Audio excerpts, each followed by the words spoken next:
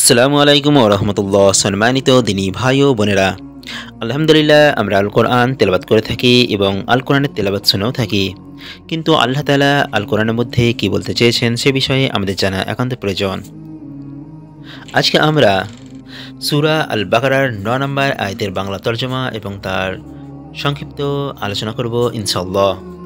আল্লাহ তাআলা সূরা আল বাকারার ৯ নম্বর আয়াতে বলেছেন, আল্লাহ এবং মুমিনদেরকে তারা প্রতারিত করে। বস্তুত তারা নিজেদেরকেই নিজেরা প্রতারিত করেছে, অথচ তারা তা বুঝে না।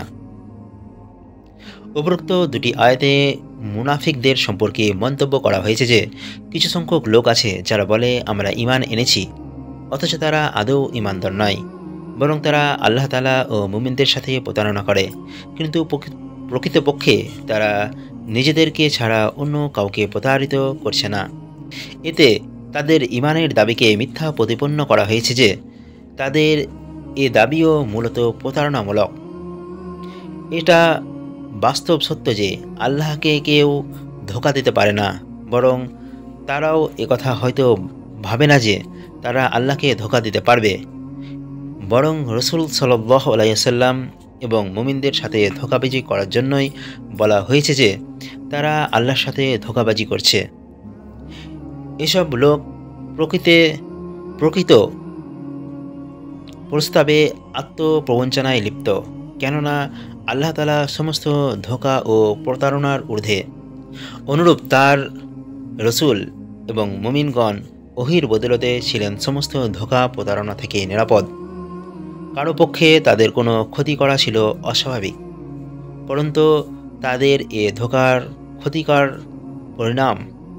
ক্ষতিকার পরিণতি দুনিয়া ও আখিরাতে উভয় ক্ষেত্রেই তাদেরই ওপর পতিত হয়। মুনাফিকরা প্রতারণা করতে থাকে।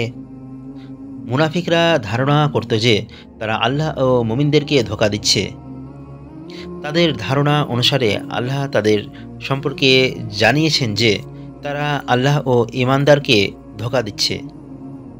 পবিত্র কোরআনের অন্যত্রে এরূপ আয়াত এসেছে, যেদিন আল্লাহ পুনরুত্থিত করবেন তাদের সবাইকে, তখন তারা আল্লাহর কাছে সেরূপ শপথ করবে যেরূপ শপথ তোমাদের কাছে করে, এবং তারা মনে করে যে এতে তারা ভালো কিছুর উপর রয়েছে।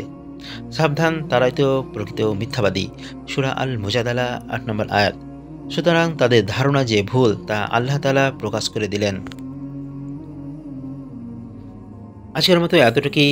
ইনশাআল্লাহ আমরা পরবর্তী ভিডিওতে ১০ নম্বর আয়াতের বাংলা তর্জমা ও তার সংক্ষিপ্ত আলোচনা করব। আল্লাহ তাআলা আমাদের আল কোরআন বোঝার এবং সে মতো জীবনযাপন করার তৌফিক দান করুন। আসসালামু আলাইকুম ওয়া রাহমাতুল্লাহি ওয়া বারাকাতুহু।